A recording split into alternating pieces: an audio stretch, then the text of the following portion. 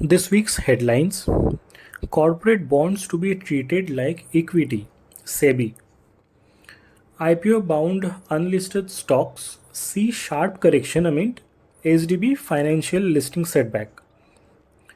20 lakh investors exit top brokers like Grow Zerodha.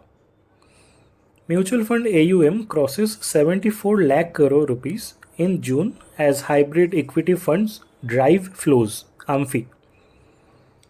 Bitcoin hits record high above $116,000 on institutional demand. Dogecoin Hedera rally up to 12%. Gold and silver rally as trade tensions rise and investors seek safe havens. Government RBI weigh options on NBFC entry into banking. Securities and Exchange Board of India is working towards making corporate bonds more accessible and tradable like equities, Chairman Tuinkant Pandey said on Saturday. Speaking after addressing the Bombay Chartered Accountants Society, Pandey said the regulator is facilitating their trading on stock exchange platforms and introducing measures to enhance liquidity. Recently, online bond platforms have provided some liquidity to corporate bonds. Even retail investors can now pick up bonds that were earlier not possible for them to access.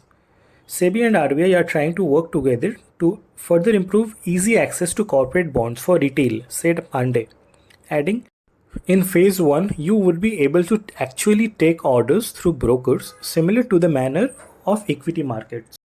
In recent weeks, unlisted shares of several high-profile companies preparing for IPOs such as NSDL, NSC and Tata Capital have witnessed a sharp correction with prices declining by 18 to 20% from their 52-week highs.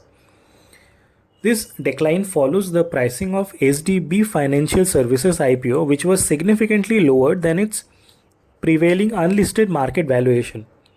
Prior to the IPO announcement, SDB shares were trading at approximately 1250 rupees in the unlisted space. However, the IPO was priced at 740 rupees per share and the stock listed at 835 rupees, still reflecting a steep 33% discount to its earlier unlisted market price.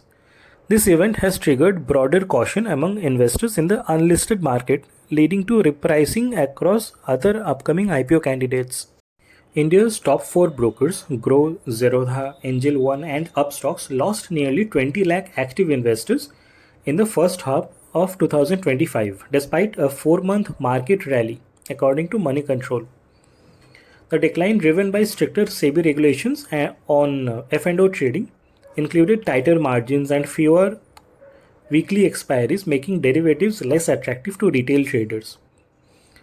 Grow saw the steepest fall with 6 lakh users lost, followed by Zerodha 5,50,000, Angel One 4,50,000 and Upstocks 3 lakh plus. In contrast, traditional brokers like HDFC, ICICI and Kotak, along with newer platforms like Neeti Money and Dhan, gained users. Demat account additions also slowed to 69.1 lakh in first quarter of FY26, the weakest in 2 years.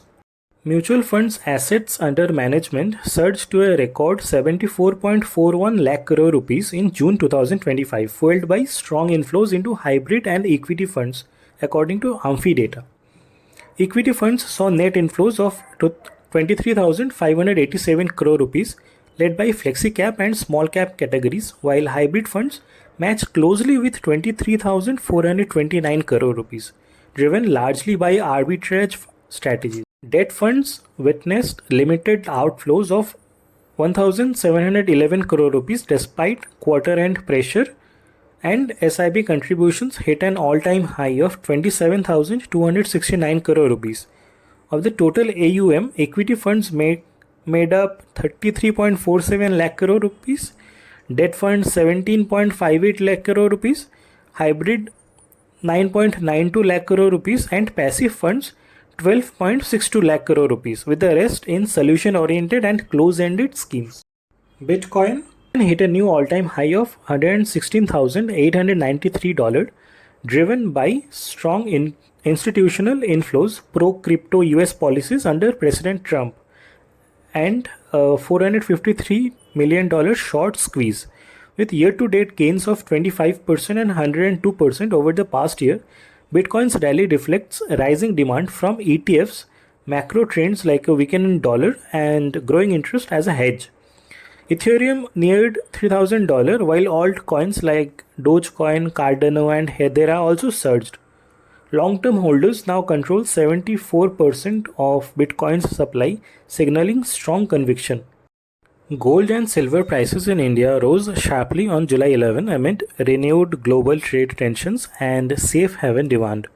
MCX Gold August futures traded at 97,250 rupees per 10 grams, up 0.58%, supported by fears that the US President Trump's steep new tariffs, including a 35% levy on Canadian goods, could hurt global growth and stoke inflation.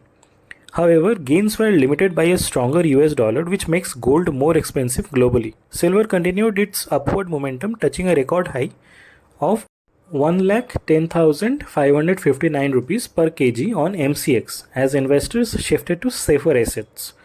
The rally in both metals reflects global market uncertainty with upcoming US inflation data and Fed policy outlook likely to influence further price movements.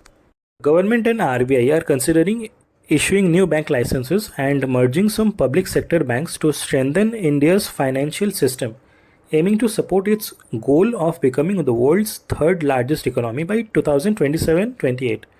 With no new licenses issued in nearly a decade, the focus is on allowing small finance banks and large NBFCs, especially those run by conglomerates, to become full-fledged banks, subject to the strict guidelines like a 26% promoter holding cap and restrictions on related party lending. The move seeks to create more globally competitive banks as only SBI and HDFC Bank currently feature in the top 100 by assets.